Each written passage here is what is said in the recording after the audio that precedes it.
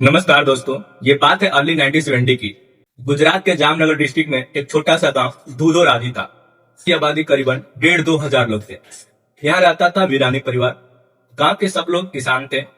वीरानी परिवार भी उन्हीं में से एक गरीब किसान परिवार था, जिनके पास साइकिल तक नहीं थी। जहां जाना होता था ये लोग चलकर जाते थे। पूरे गांव में कोई बिजली भी नहीं थी।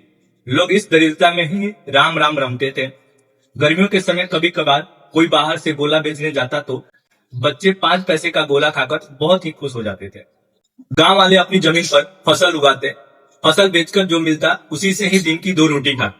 लेकिन एक बार ऐसा हुआ कि आसमान की तरफ देखते हुए उनकी आंखें पतरा गई, क्योंकि बारिश नहीं हुई। उनकी फसलें सूख गई। बारिश आई तो सीधा 2 महीने बाद फिर उन्हें उम्मीद जगी।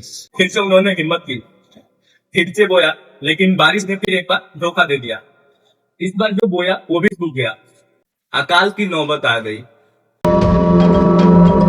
क्या आप इमेजिन कर सकते हैं दोस्तों, ऐसे गांव में रहने वाला लोग, ऐसी हालतों में रहने वाला एक 15-16 साल का लड़का आगे चलकर एक बिलियनियर बना। यह कहानी अनबिलीवेबल लगती है, इम्पॉसिबल लगती है, लेकिन यह कहानी सच्ची है।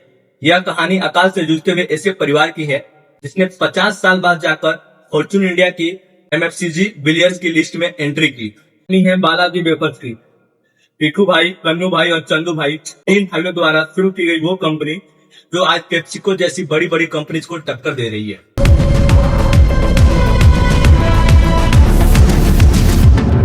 बालाजी वेफर्स का एनुअल रेवेन्यू आज 6,000 करोड़ तक पहुंच चुका है। क्या आप सोच सकते हो दोस्तों कि कभी आपका भी इतना बड़ा बिजनेस हो सकता है? इमेजिन करना मुश्किल लगता है ना?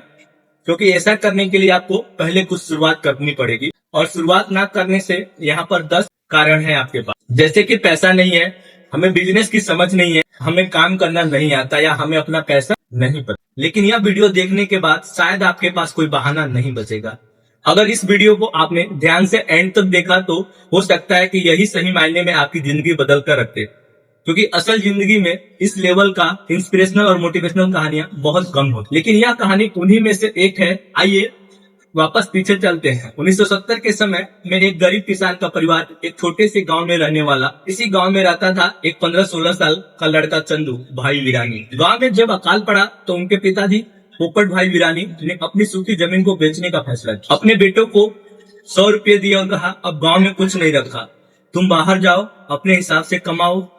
चंदू भाई बताते हैं कि पिताजी ने सब कुछ बेच दिया था। इस बात ने उनके ऊपर एक जिम्मेवारी डाल दी। लगा कि पिताजी ने जो विश्वास जताया है हम पर उसे व्यर्थ नहीं जाने देंगे, कुछ तो करके दिखाएंगे। सबसे छोटे भाई कन्नू भाई गांव में माँ बाप और 2 बहनों के साथ रह गए, और बाकी 3 भाइयों भिक्कू भाई, चंदू भाई, मेघजी भाई जेब में रुपए और आंखों में सपने लिए राजकोट शहर की ओर पहुंच गए।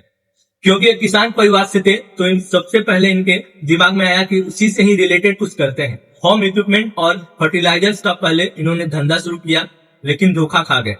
किसी ट्रेडर ने इन्हें नकली सामान बेच दिया। इन्हें बिजनेस की ज्यादा समझ तो थी नहीं, तो देखते ही देखते इनका बिजनेस अगले 2 सालों में ही फ्लॉप हो गया। इन्होंने सोचा था कि इसके बाद एक डेयरी रिटेल आउटलेट शुरू करेंगे, लेकिन घर का सारा रुपया डूबने के साथ इनका सपना भी डूब गया। पिताजी को अब ये क्या मुंह दिखाते। इन भाइयों ने सोचा कि अब गांव वापस नहीं जाना है, अब तो जो करना है यहीं पर करना है। लेकिन फिलहाल उनके सामने सवाल था कि अपना गुजारा कैसे चलाएं, रोजी रोटी कैसे खाएंगे। समस्या यह थी कि चंदू भाई की पढ़ाई केवल 10वीं तक, तो क्या ही काम मिलेगा 10 पास होने का। इन्होंने बहुत काम की खोज करी। आखिरकार जाकर राजकोट के एस्ट्रो सिनेमा में इन्हें छोटी सी नौकरी मिली, कैंटीन बॉय के तौर पर। इनका काम था सिनेमा हॉल के कैंटीन में लोगों को खाना सर्व करना। यहाँ आता है इनकी कहानी का पहला लाइफ लेसन, पहला जीवन का मंत्र, कर्म ही धर्म है। इनके दिमाग में कभी यह नहीं आया कि यह छोटा काम है या बड़ा काम है, जैसा जो काम मिले उस काम को ईमानदारी से करो। कभी इन्होंने सेठ से यह नहीं कहा कि आप इस काम के एक्स्ट्रा पैसे दीजिए। रात को शो के बाद सिनेमा हॉल की फटी हुई सीटों की मरम्मत करते तो उन्हें चटनी के साथ एक प्लेट चोराफली खाने को मिल जाती। इस वक्त एक किराए के कमरे में रहते थे। इनके महीने की पगार थी 90 रुपए, जबकि इनके भाई को 150 रुपए मिलते थे महीने के। इन 240 में मुश्किल से गुजारा हो पाता था। एक बार तो इन्होंने अपने किराए के मकान से रात को चुपचाप भागना पड़ा, क्योंकि किराए देने के लिए 50 रुपए तक नहीं थे। बाद में जाकर उन्होंने मकान मालिक को यह बकाया पैसा चुकाया, और फिर जाकर वह किसी जान पहचान वालों के पास रहने लगे। इंग्लिश में कहावत है, let for work do the talking, यानी खुद की तारीफ करने की जरूरत नहीं होती। आपका काम खुद आपके लिए बोलेगा। चंदू भाई और उनके भाई की मेहनत को देखकर उनके एम्प्लॉयर गोविंद खुंड ने कहा, अब तुम ही लोग चलाओ कैंटीन। क्योंकि वह इतने जज्बे के साथ, मेहनत के साथ काम कर रहे थे कैंटीन में, उन्हें 1,000 रुपये मंथ पर कैंटीन का कॉन्ट्रैक्ट दे दिया गया। यह साल था 1976 का, जब ईस्टर्न सिनेमा पर अमिताभ बच्चन स्टार फिल्म कभी कभी की स्क्रीनिंग हो रही थी। स्क्रीन पर अमिताभ बच्चन गा रहे थे, कभी कभी मेरे दिल में ख्याल आता है, लेकिन चंदू भाई के पास ख्यालों में खोने का समय नहीं था। फिल्म में बस 5 मिनट का इंटरवल होता था, जिसमें उन्हें बिजली की स्पीड से ऑर्डर देने होते थे। कोई ऑर्डर नहीं दे पाते थे तो फिर सिनेमा हॉल के अंदर जाकर कस्टमर को ढूंढते अंधेरे में और वहां सर्व करते। कस्टमर के बीच एक बड़ी पॉपुलर डिमांड थी वेफर्स यानी पोटैटो चिप्स। लेकिन अब एक भारी समस्या उनके सामने आ गई थी। जो सप्लायर चिप्स डिलीवरी करता था वो डिमांड के हिसाब से डिलीवरी नहीं कर पा रहा था। डिलीवरी अक्सर लेट हो जाती थी, इसलिए कुछ समय बाद सप्लायर बदलना पड़ा, लेकिन बात नहीं बनी। तो फिर एक तीसरा सप्लायर ट्राई किया, लेकिन प्रॉब्लम वही रही, रेगुलर माल नहीं मिलता था और ना ही क्वालिटी कमाल की। एक सप्लायर, दूसरा सप्लायर, तीसरा सप्लायर, 3 सप्लायर ने ले लिया, फिर भी रेगुलर माल नहीं मिलता था, क्वालिटी नहीं मिलती थी। यहाँ आता है इनकी जिंदगी का दूसरा मंत्र, चिंता नहीं चिंतन करना है। कोई प्रॉब्लम आए, कोई मुसीबत आए तो चिंता नहीं चिंतन करना है। वो कहते हैं कि कुदरत एक तरफ का अगर दरवाजा बंद करती है तो कहीं ना कहीं दूसरी तरफ का दरवाजा खोल देती है। इस पोटैटो चिप्स वाली प्रॉब्लम में भी उन्हें एक अपॉर्चुनिटी दिखी, क्यों ना हम खुद के ही अपने पोटैटो वेफर्स बनाने लगे। साल था 1982 का। इस समय तक उनके परिवार गांव में अपना सब कुछ बेच करके राजकोट शिफ्ट हो चुका था। खुद का मकान ले लिया था। उनका परिवार सिनेमा हॉल की कैंटीन में मसाला सैंडविच सप्लाई कर रहा था, जो लोगों की one of the most favourite चीजें थी। लेकिन दिक्कत यह थी कि सैंडविच एक पेरिसेबल प्रोडक्ट था, आसानी से खराब हो जाता था, जबकि वेफर जल्दी से खराब नहीं होते थे। पैकिंग करते हुए एक जगह से दूसरी जगह आसानी से ट्रांसपोर्ट भी किया जा सकता था। यहाँ आता है तीसरा लाइफ लेसन, कूद पड़ो। चंदू भाई कहते हैं कि ज्यादा पढ़े लिखे लोगों के लिए बिजनेस करना मुश्किल होता है, क्योंकि वो बहुत ओवर थिंकिंग करते हैं। बाकी जो ज्यादा पढ़े लिखे लोग बिजनेस नहीं कर सकेंगे, उसको ज्यादा विचार आएगा, ये करेंगे ऐसा होगा, वैसा करेंगे, वो होगा, वो करेंगे तो ये होगा, ये सोचते डर जाएंगे। कूद जाओ। जो MBA कर लेते हैं वह इसके बाद भी सोचते रह जाते हैं कि ऐसा हुआ तो क्या होगा, वैसा हुआ तो क्या होगा। और इसी रीजन से कई बार बहुत पढ़े लिखे लोग घबराते हुए एक्शन लेने से डरते हैं। जबकि होना यह चाहिए कि अगर आपने अपॉर्चुनिटी ढूंढ ली है, मार्केट रिसर्च कर ली है, आपको बेसिक मॉडल ठीक लग रहा है, तो फिर बस कूद पड़ो। चंदू भाई भी कूद पड़े, लिटरली नहीं मेटाफोरिकली। चंदू भाई ने अपने घर के आंगन में शेड लगाया और कढ़ाई चढ़ा दी। आलू छिलने और काटने वाली मशीन 10,000 की थी, वैसी ही मशीन 5,000 में बनवाई। इसे मिलाकर कुल 10,000 की इन्वेस्टमेंट हुई है। उन्हें पोटैटो वेफर्स बनाने का कोई अनुभव तो था नहीं, तो कैंटीन में काम करने के बाद वो एक्सपेरिमेंट करने लगे। थोड़ी मदद के लिए उन्होंने एक लड़के को हायर किया, लेकिन दिक्कत यह थी कि वो कई बार काम पर ही नहीं आता था। तो चंदू भाई खुद ही रात भर जाकर पोटैटो वेफर्स फ्राई करते हैं। शुरुआत में बहुत सारी वेस्टेज होती थी, लेकिन उन्होंने वेट नहीं छोड़ा और धीरे धीरे उन्होंने अपना ऑथेंटिक पोटैटो वेफर तैयार कर लिया। 25-30 दुकानदारों को अपने चिप्स के पैकेट्स दे दिए। साल 1984 में वो अपने चिप्स के इन पैकेट्स के लिए एक ब्रांड नेम चुन लेते हैं, बालाजी वेफर्स। दरअसल इससे कुछ समय पहले ही सिनेमा हॉल की कैंटीन में हनुमान जी का एक छोटा मंदिर सेटअप किया गया था।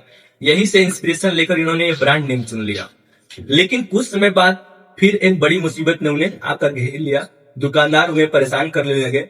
अक्सर दुकानदार उन्हें आधे खाए हुए पैकेट वापस कर देते और ये कहते कि यह तो बासी है। चंदू भाई पेमेंट कलेक्ट करने जाते तो यह दुकानदार कभी फटे हुए नोट दे देते तो कभी झूठ बोलते कि हम तो तुम्हें पहले ही पेमेंट कर चुके हैं। लेकिन चंदू भाई के लिए मुसीबत का मतलब चिंतन करना था, समाधान निकालना और इस प्रॉब्लम सॉल्विंग के प्रोसेस से सीखना था। अब अपने भाई के साथ उन्होंने साइकिल पर वेफर्स का थैला बांधा और निकल पड़े दूर दराज के गांव और कस्बों में। बाद में मोटरसाइकिल और रिक्शा भी यहीं सीख किया। जरूरत बस यही थी कि इन पोटैटो चिप्स को एक बार कस्टमर तक पहुंचाया जाए। उसके बाद तो उनकी क्वालिटी और उनका टेस्ट काफी था लोगों को बांधे रखने के लिए। अगले कुछ सालों में दोस्तों पूरे शहर में इनका नाम हो गया। सब खुद की मोटिवेशन लोगों को जोड़ने से यह हो जाता है कि नारायण नारायण करते रहो, लक्ष्मी अपने आप आती है। यानी आप अपनी टीम को सेटिस्फाइड रखते हुए कस्टमर को क्वालिटी प्रोडक्ट दो, आपका बिजनेस आमतौर पर बढ़ता जाएगा और बिजनेस में प्रॉफिट भी बढ़ती जाएगी। आज के दिन दोस्तों बालाजी वेफर्स की प्रॉफिट बढ़ते ही जा रही है। इंडिया में उनका 4 फैक्ट्रीज है, गुजरात में राजकोट और वलसाड, मध्य प्रदेश में इंदौर और उत्तर प्रदेश में लखनऊ। चिप्स के अलावा वो नाचोस, आलू सेव, सेव मुरमुरा, खट्टा मीठा, मिक्स नमकीन, मूंग दाल, पंजाबी तड़का, साल्टेड पीनट्स, चना जोर गरम और पॉप रिंग्स जैसे 50 से ज्यादा स्नैक्स भी बेचते हैं। 14 स्टेट में आज के दिन इनकी प्रेजेंस है। इसके अलावा यूएई और ऑस्ट्रेलिया और अमेरिका में भी इनका सामान एक्सपोर्ट होता है। पूरे देश भर में अब यह स्नैक्स मार्केट में पेप्सिको और हल्दीराम्स के बाद 3rd नंबर पर है। जबकि वेस्टर्न इंडिया में यानी गुजरात, महाराष्ट्र, मध्य प्रदेश, राजस्थान में यह एक डोमिनेंट प्लेयर है। आज के दिन भी बालाजी वेफर्स एक फैमिली बिजनेस है। चंदू भाई के भाई उनके साथ जुड़े हुए थे और अब उनके भाइयों के बेटे कमान संभाल रहे। आज venture capital funding fast and furious business expansion के दौर में बालाजी वेफर्स की कहानी एक बड़ी अनोखी कहानी है, जो हमें slow and steady wins the race की पाठ पढ़ाती है। चंदू भाई वीरानी कहते हैं कि हमने खुद चुन चुनकर माल खरीदा, प्रोसेसिंग की, उसको फ्राई किया, मसाला डालकर पैकिंग करी, बाइक से बेचा, रिक्शा और टेम्पो से बेचा, फिर लोगों को जोड़ा और जोड़ते जोड़ते लाखों लोग जुड़ गए। क्योंकि हमने हर चीज को सीखा, अपने बिजनेस में हर चीज खुद से करी, इसलिए आज हमको हर चीज की समझ है। तो आप भी दोस्तों अपने कर्म को धर्म मानते हुए ईमानदारी से काम कीजिए। अपने इंटरेस्ट के आधार पर बिजनेस की अपॉर्चुनिटी ढूंढिए। मार्केट रिसर्च करने के बाद ठीक लगे तो उसमें कूद जाइए और एक धुन के साथ बिजनेस को चलाइए। अपने साथ में काम करने वालों को सेटिस्फाइड कर रखिए। कस्टमर को अफोर्डेबल प्राइस पर बढ़िया प्रोडक्ट दीजिए। बीच में मुसीबतें आएंगी, कहाँ नहीं आती, लेकिन आपको चिंता नहीं करनी, चिंतन करना है। कमेंट्स में बताइए आपको इस वीडियो से क्या सीखने को मिला और आपका क्या सपना है। अगर आपको यह कहानी इंस्पिरेशनल लगी हो तो दोस्तों यह कहानी अपने दोस्तों के साथ जरूर शेयर करें। अगर चैनल पे नए हो तो चैनल को सब्सक्राइब जरूर करें। मिलते हैं एक नई वीडियो में एक नई उम्मीद के साथ। तब तक के लिए शुक्रिया, बाय बाय, धन्यवाद।